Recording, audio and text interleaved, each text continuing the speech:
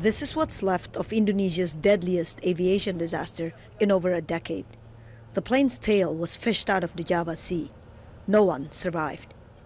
Gani Chandra was among the passengers heading to Singapore for the holidays. This is the last selfie the group of 4 friends took just before takeoff. His friends' bodies have been found, but not his. Gani's brother Frankie, though, says he understands that the search has to end.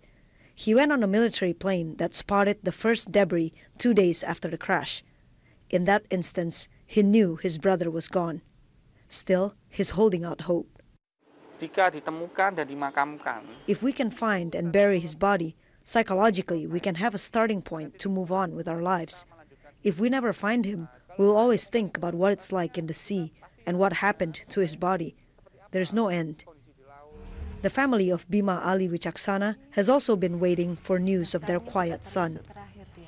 His father says he's resigned to God's will, but still prays for a miracle.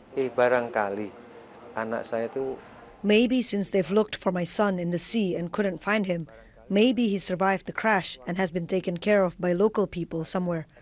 I know it's relatively impossible, but what if God wants him to be alive?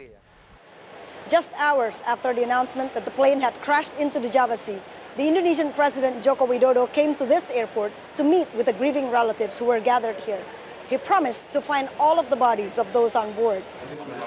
Despite dozens still missing, though, search and rescue officials are convinced that it's now time to stop.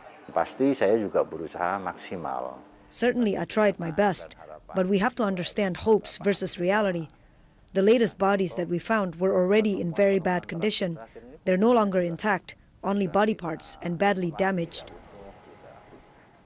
The reality for the families of these victims still feels unreal. No one could expect entire families or friends getting on a short flight on a reputable airline to never come back. Alice Budisatrio, BBC News, Surabaya, Indonesia.